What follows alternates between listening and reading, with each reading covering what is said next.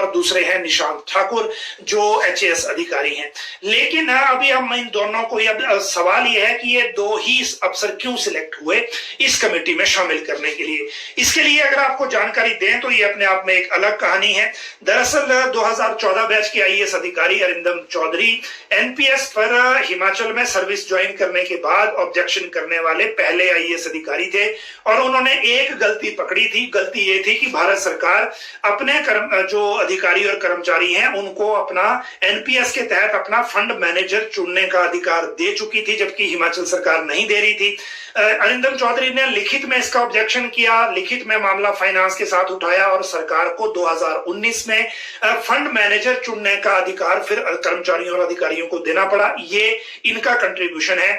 और जब ये सारा मामला हो रहा था तो प्रबोध सक्सेना जो प्रेजेंटली वित्त विभाग देख रहे हैं उनके ध्यान में ये मामला था और इसीलिए उन्होंने इनको रिकमेंड किया। हालांकि फाइनेंस डिपार्टमेंट की ब्रांच से एनपीएस की कमेटी में जो आईएएस अधिकारी महिला अफसर हैं निवेदिता नेगी, उनको शामिल करने का रिकमेंडेशन किया गया था, लेकिन उनकी जगह अरिंदम चौधरी को प्रबोध सक्सेना ने ऐड किया। दूसरी बात करते हैं निशांत ठाकुर की। निशांत ठाकुर एचएएस अधिकारी हैं और अगर मैं सही हूं तो 2010 बैच के आईएएस अफसर हैं। पहले शिमला में तैनात थे, अब इनको डीटीडीओ चंबा लगाया गया है, एडीएम भरमौर का चार्ज साथ में दिया गया है।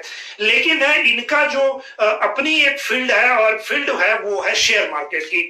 निशांत ठाकुर शेयर मार्केट में अच्छा नॉलेज रखते हैं, शेयर मार्केट में अपना पैसा भी लगाते हैं और वहां से जो अर्निंग होती है उसको पर्सनल डिपार्टमेंट को बताते भी हैं, क्योंकि सभी अफसरों को अपनी इनकम जो है वो जो एक तरह से घोषित करनी पड़ती है और पर्सनल डिपार्टमेंट को बतानी पड़ती है।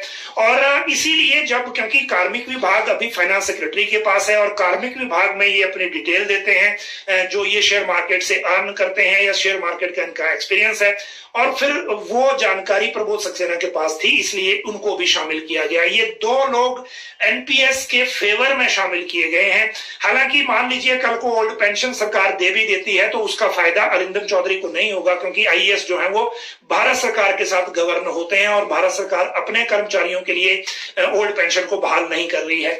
उसके बावजूद इनका कंट्रीब्यूशन अब एक अहम होगा और 8 अगस्त को ये बैठक रखी है चीफ सेक्रेटरी ने और उसमें इनको भी बुलाया गया है।